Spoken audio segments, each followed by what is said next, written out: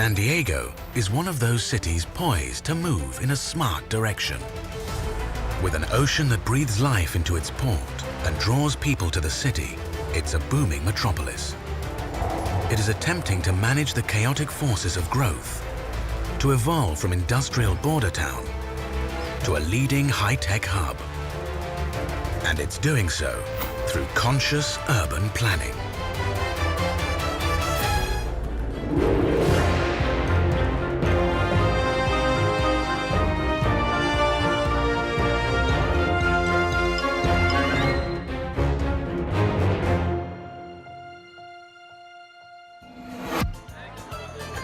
Today is the Little Italy Festival, an annual event that attracts more than 100,000 visitors for food, fun, and fiesta. It's part of a friendly, vibrant city. Cool, right? A city challenged by rapid expansion. A city striving for success in a crowded 21st century. And who better to find out how they're doing and becoming a smart city than National Geographic's digital explorer, Andrew Evans. San Diego is shocking to me. It's not at all what I expected because it's a huge city, but it doesn't feel like a big city. There really is a good vibe here, and you feel it from the minute you step off the plane. Welcome to sunny Southern California. Bordered by the ocean, desert, mountains, and Mexico, it has miles of stunning beaches and a perfect natural harbor. The port has long been one of the city's major assets, and around 4 decades ago, city planners realized they needed to revitalize the commercial downtown to keep the city connected to its prized waterfront. Andrew heads to the harbor district to find out what's being done. The Gaslamp Quarter is one of San Diego's most historic neighborhoods. But not so long ago, it was also one of its scariest. In the 1950s and 1960s, you really didn't want to come here. The streets were dark, bad things were happening, but the city decided that they wanted to preserve the beautiful Victorian buildings here and save some of the great flavor that makes San Diego so different from anywhere else. And they succeeded. In the 1980s, with new policies, they breathed new life into this area, and today they're some of the most vibrant and exciting streets in the city. This reinvigoration is just one part of the concerted urban planning project by the community committed to creating a more livable downtown through new facilities, new jobs, and increased business. Andrew meets San Diegan designer Rob Quigley to discuss it further. When I moved here, there weren't people downtown. It was like a ghost town. There had not been a new residence built there since World War II. Now there's tens of thousands of residences there. It's been an incredible transformation. Most cities faced with rapid expansion respond with suburbanization. Not so for San Diego. An old dead inner city space is being rejuvenated, and one of the keys to this revival is somewhat surprising. In so many cities, bookshops are closing, and libraries lack the public support that they once had. But in San Diego, the opposite is happening. Not only did they build a new central library, but they put it downtown, an area that's been empty and forgotten for so long. So what does that say about the people of San Diego? Why would a library be so important for them? Well, the city felt like it was missing a cultural heart. The Central Library is the only building that satisfies that role, not the City Hall, not the police station. It's really this building. And there is, I think, a longing for that. When lack of funding stalled the project, the community held gala events like this and raised a staggering $70 million. During the evening's festivities, Andrew catches up with the mayor, a man not surprised by such community spirit. When I think about the tremendous growth and revitalization that we've had in the city, particularly over the last 25 years, where we're standing right here didn't exist. That makes the city very special. But what's also great is there's a sense of we're not done yet. We're constantly innovating. We're constantly changing. And I think that attitude is really what separates San Diego from other cities. San Diego's, we're still looking ahead. A key indication of a smart city is an actively engaged community, and all the hard work is paying off. 3,000 people enter its doors every day, and 45,000 new library cards are now issued. We live in a digital age, but you've made a building for books. Well, this building has 400 computers. We hoped even to link our auditorium and meeting rooms with the University of California digitally, so there'll be a real-time ability to attend lectures in both locations.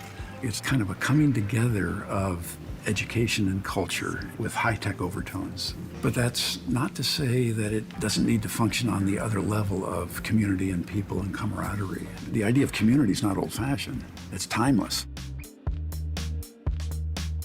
The San Diego Library is still filled with books, but it's so much more.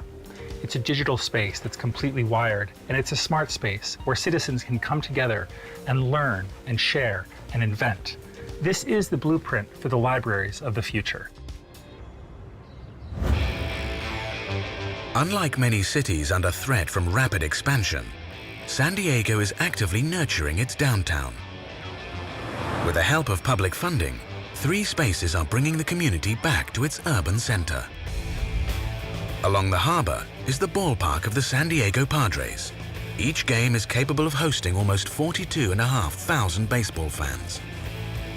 The convention center, venue for the world-famous Comic-Con, is a pop culture phenomena and draws people from all over the country.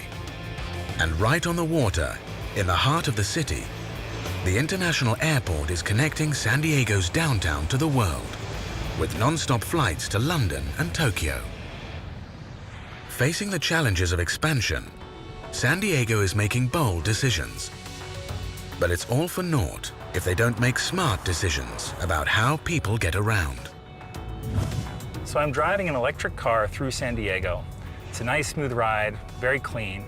And in fact, in San Diego, they have more than 10,000 electric cars in use, which is impressive. We have a real problem with using too much energy. And San Diego has addressed it by finding new and creative ways and innovations to have more sustainable and clean energy. With one of the highest adoption rates of electric vehicles in the world, and over 600 charging stations, in 2013 alone, San Diego saved 10,000 tons of greenhouse gas. Plugging an electric car into a 480-volt DC fast charger enables the driver to recharge the vehicle in 30 minutes or less. That's at least 4 times faster than the time it takes to charge using a regular US power outlet. This is just one example of the way that we can learn to live more sustainably. Electric vehicles and the infrastructure to support them are just one part of the citywide drive to use energy more wisely. San Diego Gas and Electric is also helping lead this proactive charge, a cutting-edge, technologically advanced smart grid that enables its users to safely and reliably increase significantly the use of renewable energy. Jim Avery takes Andrew on a tour of the tech. This meter is on every home here in San Diego, and it's taking electronic information and sending it to the utility company and to a website so the consumer can see it themselves. And with simple applications, they can understand how energy is being used and where it's being used and how much it costs.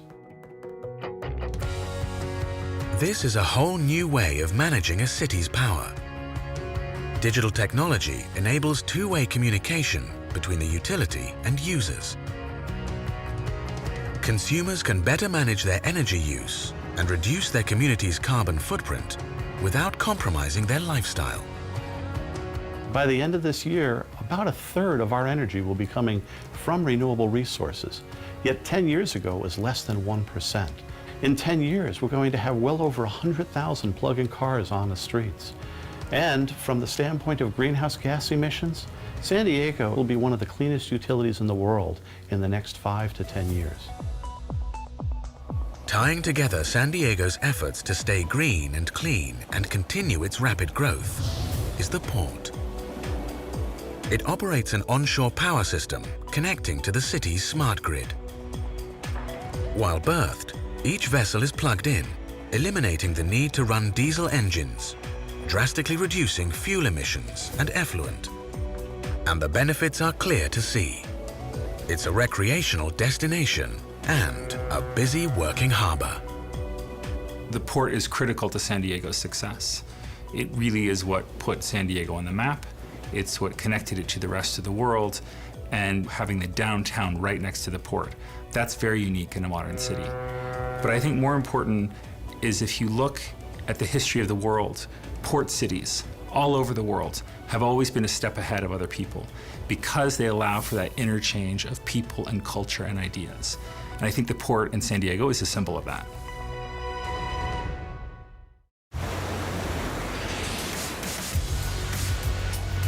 San Diego, where the desert meets the Pacific Ocean, is one of the fastest growing cities in the US, and the Allure isn't a modern phenomenon. Long before Europeans trekked across the continent, San Diego was settled by sailors from Spain. And successive waves of immigrants continue that inexorable expansion. Today, technology plays a crucial role in urban transformation, and a critical success factor is the development of tech-savvy talent. With one of the highest concentrations of tech companies in the US, it's proving a magnet for new talent. Andrew wants to find out how and why. A good place to find specific answers is in one of the city's many academic institutions. Looking ahead, smart cities will have to find new sources for fuel, food, and medicine. And in San Diego, they're finding those solutions in their own backyard with an organism that's so common and you can find anywhere: algae. At the University of California, San Diego, Dr. Stephen Mayfield is spearheading biotech research that could change the world. The simplest way to think about algae is that it is a photosynthetic organism, so just like a plant, except it lives in water. This simple aquatic plant has limitless potential. From brand new cancer treatments to the production of food protein. Whoa, this is like a comic book lab. But the application getting the most traction is an eco-friendly biofuel. The first question that a lot of people say is, why are we going to use algae for biofuels? And the simplest answer for that is because we already do right now. So 100% of the petroleum that we drill and pull out of the ground is algae oil. It's not melted dinosaurs like people think, it's just ancient algae that has been kept underground for a couple 100 million years, and that became crude oil. So in many ways, it's not a new invention, what we're trying to do. The difference is that rather than having oil that's been sequestered underground, we're growing it in ponds in real time. We have identified species of algae that grow very rapidly. They produce the right oil, the right lipid content. We have a process that we can take that to scale. We harvest it, we extract the oil out of it, and we've sent that oil to refineries, and they have converted that oil into gasoline and diesel. You're telling me I can drive my car with pond scum? You can drive your car with pond scum. Once we make it into gasoline, it is identical. You cannot tell the difference when you go to a gas station and pump algae gasoline into your car versus crude oil. The reason it's less polluting is because the carbon that's in that was captured from the atmosphere the week before by photosynthesis. So it's low carbon fuel. Our corn crop this year is 100 million acres. If we took 40 million acres of that corn crop and turned that into algae at the same scale, we would produce 100% of our transportation fuels. That's amazing. Now, why did this get developed in San Diego? This got developed in San Diego for really interesting reasons. Reason number one was that Scripps Institution of Oceanography was built here 100 years ago. And you cannot study the oceans and not study algae. They are just the fundamental of the ocean ecosystem, right? So there was already a group of scientists here working on it. But then San Diego is a biotech hub. That means that we have the sort of the venture guys here, the financial resources to invest in it. You've got this huge biomedical community. So one of the things that we've done in algae biotech is we borrowed from those guys. So we borrowed all of their high throughput equipment. We simply borrowed it, bent it a little bit, and now we do algae biotech in there. A unique confluence of research and academic institutions, forward-thinking investment, and world-class talent is combining to make San Diego a world-leading tech hub. Instrumental to the genesis of this in 1960 was City Mayor Charles Dale. As a polio survivor, he made it a personal quest to build the Salk Institute of Biological Science in San Diego. And in a building designed by renowned architect Louis Kahn, Jonas Salk, developer of the polio vaccine, established a world-class research institute to explore questions about the basic principles of life, a heritage that continues today. Just like Silicon Valley gave us the personal computer, San Diego's biotech industry has done something completely revolutionary. Illumina, a life sciences and diagnostic tool manufacturer, has become one of the leaders in making sophisticated machines that sequence DNA. This is a HiSeq 2000. They've taken a highly complex scientific process, sequencing the human genome, and they've made it faster, more affordable, and more accessible. Oh, you just scan it? Yeah. Like at a grocery store. At the forefront of this biotech breakthrough is Dr. Rick Klausner. In the 1990s, it cost you $3 billion to map the human genome and took you 15 years? Mm-hmm. How long does it take now, and how much does it cost? Now it costs less than $1,000 and takes a little over 24 hours. This dramatic development could be one of the most significant achievements in modern personalized medicine.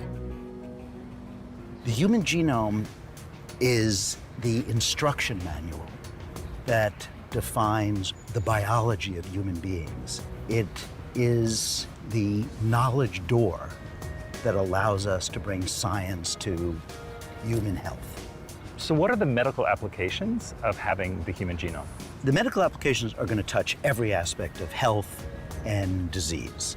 We read the genome and you get information about the risks and the probabilities that individuals will have of getting certain diseases. That's one thing.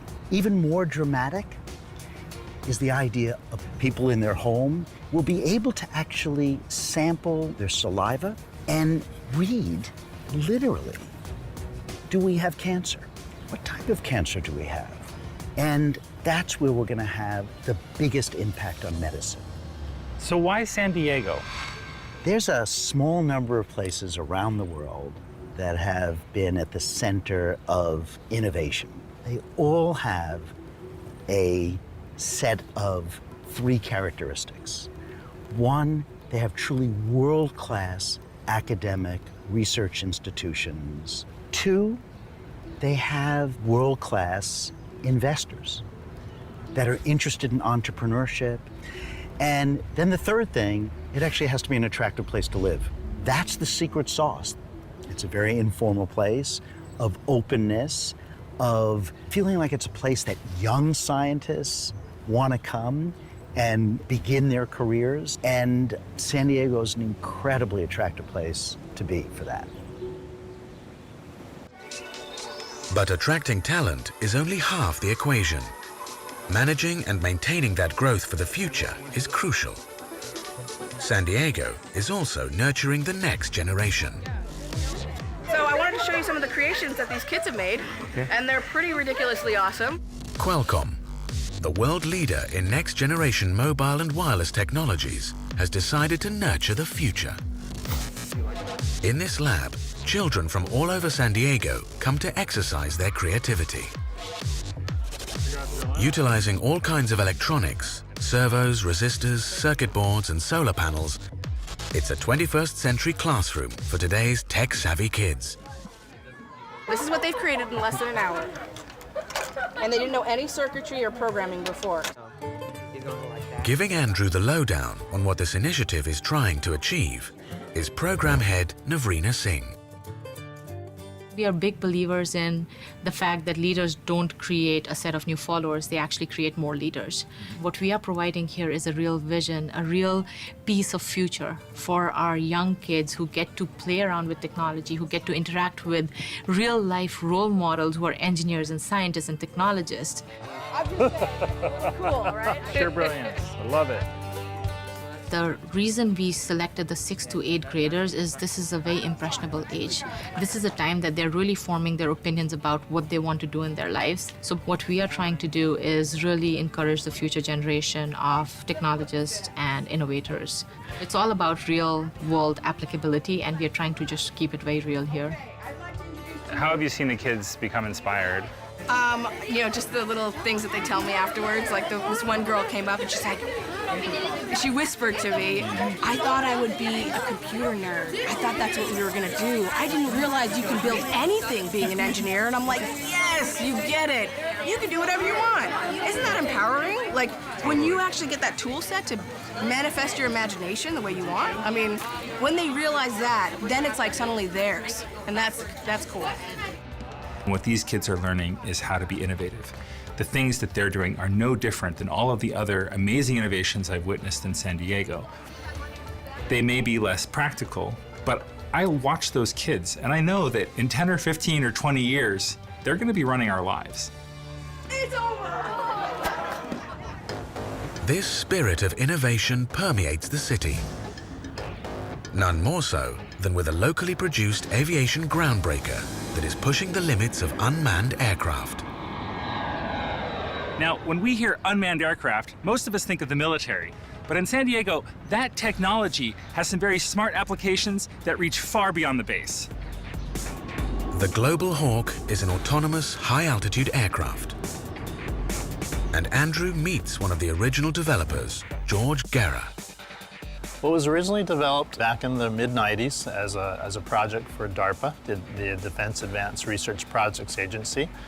It was envisioned as something that could stay up there for long periods of time at high altitudes and cover vast geographic areas. Flying at up to 65,000 feet, the Global Hawk relays real-time images back to base from a unique perspective. The extraordinary capabilities of military reconnaissance drones led to their use in controversial anti-terrorist missions. But now, the unarmed Global Hawk is casting its eye over the world for science.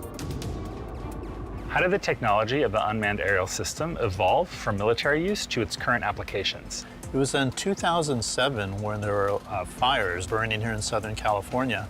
There was a need to understand what was happening with those fires, and Global Hawk flying as long as it can and being at that altitude, you can take a lot of pictures and use that to guide relief teams to get to those areas. With a system like this, you're giving them real-time data, and it was great to hear a firefighter say, you don't know how valuable your data was to me and how I was able to help save lives and property. In addition to disaster relief, the Global Hawk is helping NASA track climate change by imaging inaccessible Arctic regions and providing crucial information on hurricane development. Literally, it's a click of a mouse that will actually can launch the system. To find out if this system can make high-altitude aerial work open to civilian applications, Andrew's going to fly one, and at a significant distance, on the other side of the country. And so you can hit the launch command. Are we ready to launch? All right. We're set. Launching. And you'll see up here, the aircraft is now lifting off. We're taking off. Oh no. Okay. I couldn't believe that we actually have this technology, that we can send aircraft up who can give us real-time information. So you're presently flying at 30 knots airspeed and accelerating. It's a little gray and rainy in Maryland right now, not like San Diego. I got so excited just sitting there, and suddenly I wanted to fly this thing to all of these places in the world because I wanted to see what was happening there right then. Why did such a unique technology start here in San Diego? I think part of it stems from the aviation history that's here in San Diego, from the early days of the Spirit of St. Louis for Charles Lindbergh, and really good schools. We never seem to have a shortage of people that are interested in working in this type of area. We're proud of the fact that, we developed it here in San Diego, and we're continuing to grow that technology from the first days of when we started Global Talk to what it's evolved today. People here are working very hard, and some of the things they're doing are extremely serious. But it doesn't feel that way when you talk to them. It's almost as if they're playing. They're playing with technology, and the things that they're finding have very serious implications for the city, but for the whole world.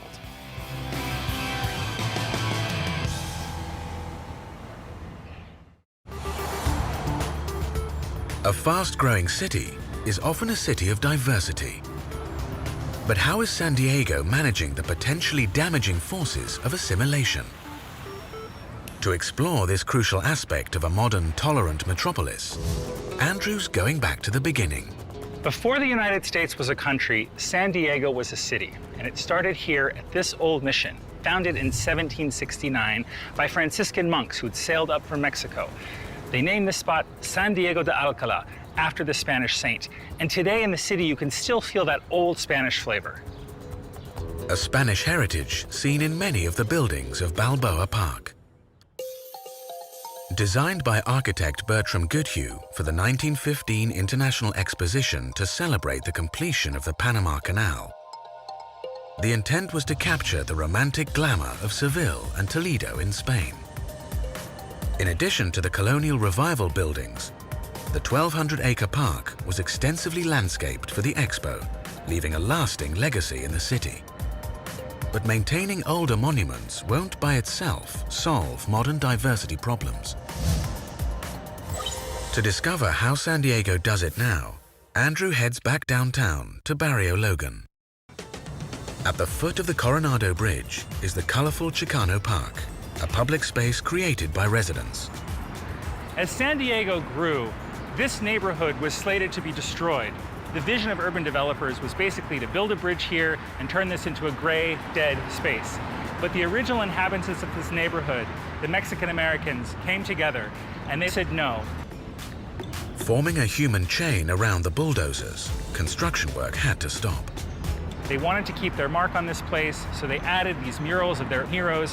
What's most remarkable is that today, the most prominent bridge in San Diego represents a bridge to the city's most prominent culture.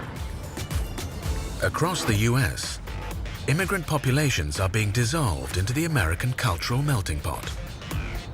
But here in San Diego, communities proud of their heritage are maintaining their diversity. There's urban renewal, and because of our concerns with energy and living space, it just makes sense for people to move back into the city centers.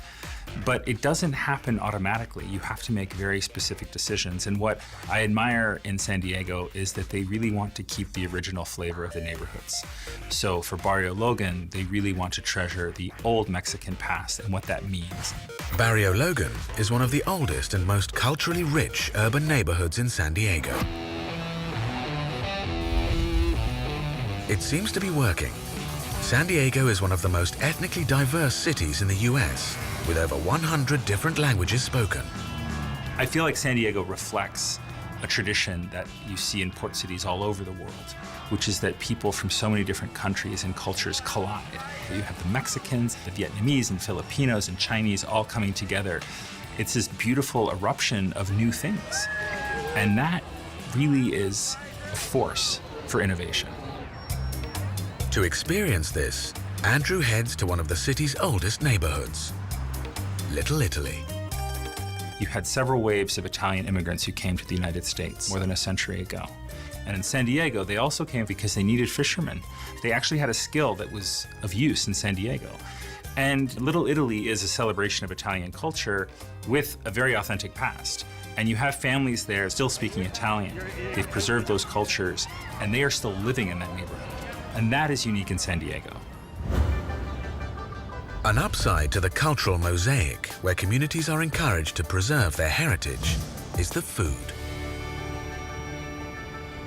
What a glorious day. Welcome, Andrew. Thank you. It's beautiful.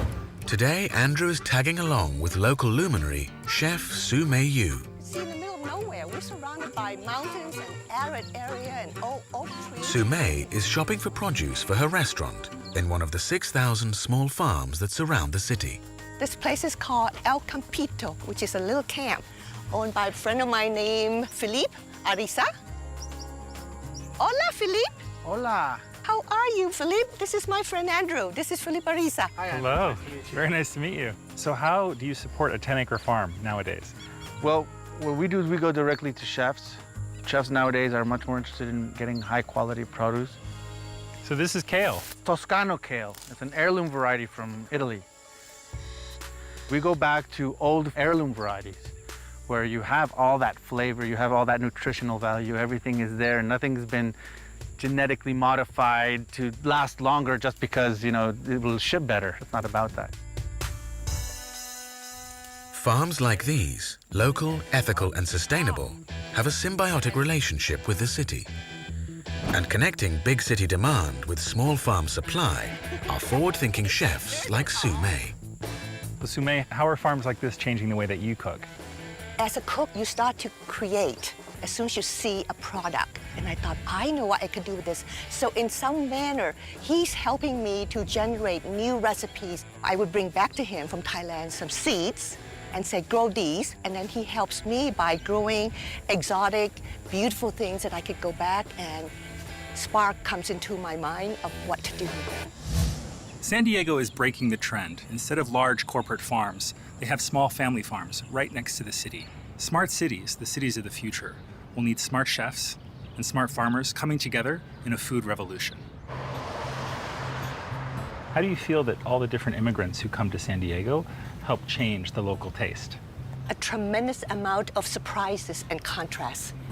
And it has excited the San Diegans who lived here for centuries to know that the hamburger would never taste the same again because of the food and influence from Southeast Asia, from Africa, from the Filipinos, from the Guamanians, regardless of where you came from, what nationality, because all of us would like to maintain healthy eating. People will come in and eat this dish called brain food because it is really good for your brain.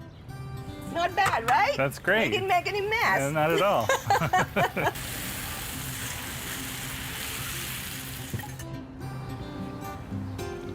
That is remarkable. I think you like it. Thank you. Sume's cooking reflects very ancient cultures. She's Chinese. She brings millennia of recipes and traditions to the US, and then she sources it all from a Mexican organic farmer. Cultures collide, and suddenly they're thrown together, and they're trading things, even if it's just a recipe or an idea or a way of doing things. So that's why it's so San Diego, and it's so much fun. Another local speciality that combines such conscious consumption with a cutting-edge biotech industry is beer. There's a population here that values quality brew, and there are scientists dedicated to improving on the world's oldest drink. It's that spirit of appreciation in the bar and the laboratory that makes San Diego Grand Central for craft beer. One of those dedicated San Diegans at the forefront of the craft brewing industry is Neva Parker. As head of laboratory operations, she specializes in developing yeast, a key biological ingredient in the brewing process. So how many different kinds of yeast are there? There are countless strains all over the world, but here we have a collection of over 500. And these are yeasts that are found in nature? They are found in nature. We collect these yeast strains from all over the place. Each one does something a little bit different, and that's what craft brewers are really looking for. This is fruity. Kind of separating their beers and using the strains to make really unique flavors. Besides just their base recipe, you know, your malt, water, and hops, yeast adds another complexity to those beers. So it's a science, but that becomes an art. Exactly. In addition to producing yeast, Neva and her team can analyze the final product.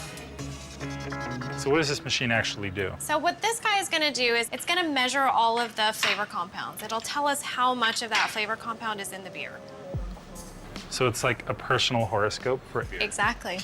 It is a horoscope. So just push the start button there.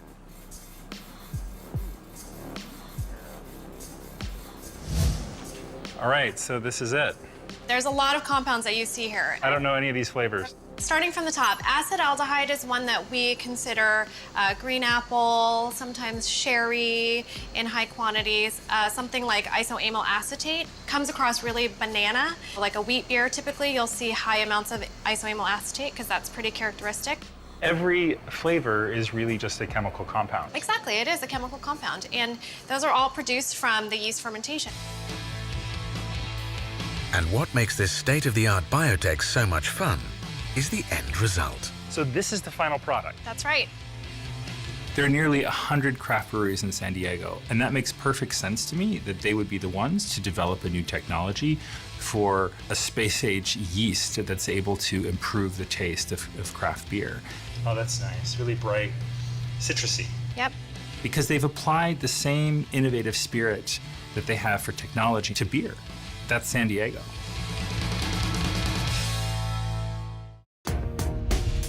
In the near future, most of the world's population will live in cities. The luckiest people will live in small, planned and smart cities like San Diego. But all the urban planning in the world would come to nothing if the city had blown its greatest asset, the ocean. Safeguarding the health of the ocean life and its resources is key. Without it, even the smartest city will falter. It is a tough task. It's made doubly difficult for San Diego due to an explosion in its population. But with big picture planning and preservation projects, they are making a difference. At SeaWorld San Diego, the city's major theme park, they're protecting ocean life with research that has led to medical advances in the care of marine animals. Dr. Schmidt. Hi. Hi. Andrew, how are you? Andrew's guide for a look behind the scenes is Dr. Todd Schmidt. Well, I did not expect to be wearing a coat in San Diego. I know. It's unexpected. It's cold. It's cold, all right. First stop, a penguin encounter. I love penguins, and I've been very fortunate in my travels to see every species of penguin in the wild. To come to San Diego, the place with the best climate in America, and to find 400 penguins, all happy, running around a room, was fantastic. I loved it. And if the breeding program is anything to go by, the penguins love being here. Do you think these penguins know they're actually in California? They probably don't because they're on the austral light cycle, so we're replicating Antarctica. They haven't had any light cycle change, so it helps them with their hormonal patterns, and then with their breeding cycle will encourage that success with breeding. SeaWorld says that since 1980, more penguins have hatched here than any other exhibit in the world. But that's not the team's most striking success. They're rescuing ill, orphaned and injured animals and helping them with groundbreaking regenerative medicine. So how do you think this stem cell research you're doing will help out in the future? I'd rather use the penguin's own cells to treat them than use drugs or pharmaceuticals. So if we can actually afford a better quality of life by using a stem cell to treat a degenerative condition, then I think that penguin will be better off as it lives longer. This is the first, no one's done this before in an exotic species, so we're gonna be kind of the first ones to test this out. Little does he know, but this Gen 2 penguin will be the first ever penguin recipient of this procedure. Our keepers have watched this animal's behavior, so we know that it does have a visible lameness with its left leg. We can also see on this radiograph there is extra bone proliferation on the outside of this knee joint. And this is the knee joint here that we're going to be treating today. These are penguins that have lived well beyond their natural life expectancy. And not only have they lived long, but they're able to give them quality of life. That's something that is really science fiction for humans. As they come to consciousness, they often start flapping their wings, so that's what you may see. We can't grow new cartilage in a human knee, but we can do that with a penguin now. All right, there you go. He's free. Oh, a little woozy still. I can't believe how quick it is. You know, we just brought her in, we did it, and she's up and running again. That's outstanding. And outside, there's another example of the conservation work being carried out at the park. This is Sadie, our 13-year-old Pacific bottlenose dolphin who's pregnant, due any day. Pregnant dolphin, wow. So we're actually preparing to do an ultrasound exam on her, so you'll get to witness that. This is the same as a human ultrasound. Same technology. Actually, here's the skull, and you can actually see the teeth. So here's the teeth in the jaw. To see such cutting-edge science applied to animals is so hopeful for me because it gives me a vision of what the future will be like. Smart cities won't just be about the people who live there, but smart cities will also take care of wildlife. They'll be cities of conservation.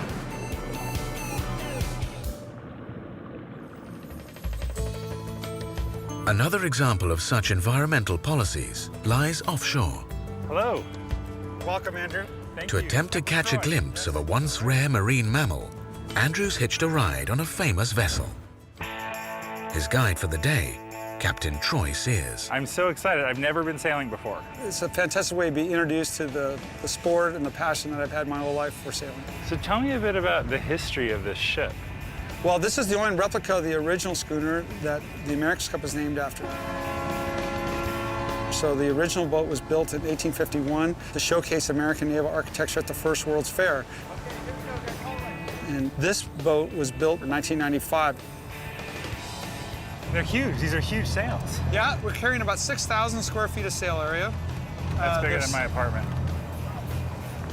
The geography of the bay is just incredible. It's like the most natural harbor you could ever see. The port is important for commercial cargo, but it's also the largest naval base on the US West Coast. We very much have a working waterfront here, and it's very important to our economy, actually.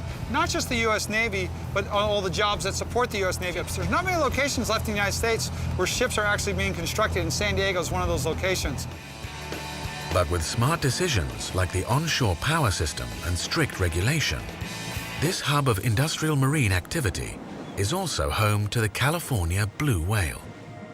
Once on the edge of extinction, these beautiful mammals are making a comeback. And in addition to attracting marine life, San Diego is a magnet for the world's best competitive sailors. Skipper for hire Australian Jimmy Spithill is a two-time winner of the prestigious America's Cup.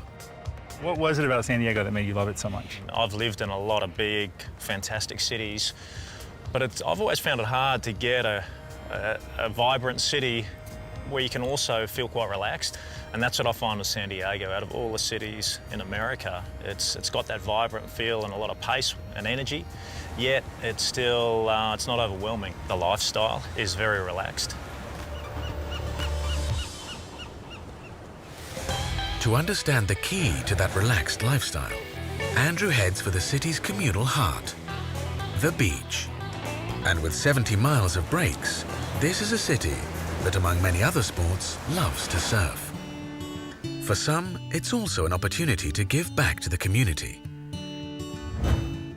Surfing Hall of Famer and San Diego native Rob Machado is inviting Andrew to join a group of kids with disabilities at a surf clinic.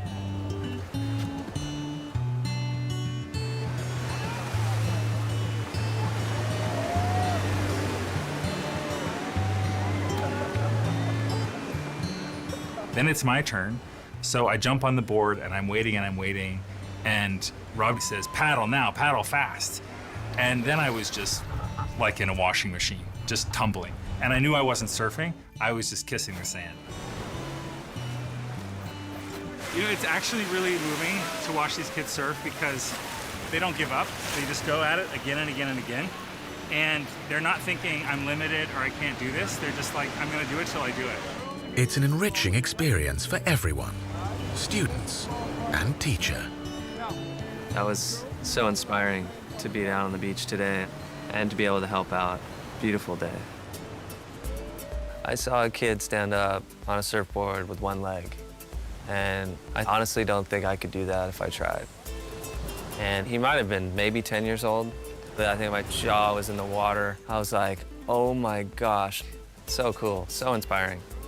I've seen all age groups, I've seen kids, I've seen grandparents. It seems that everybody surfs here. Surfing to me in San Diego is kind of synonymous, right? There's just a lot of good vibes around the beach. You take advantage of the outdoors when you live in San Diego. And it's very prevalent when you drive around on any given day, people running, biking, surfing, you know, skateboarding, it's all happening.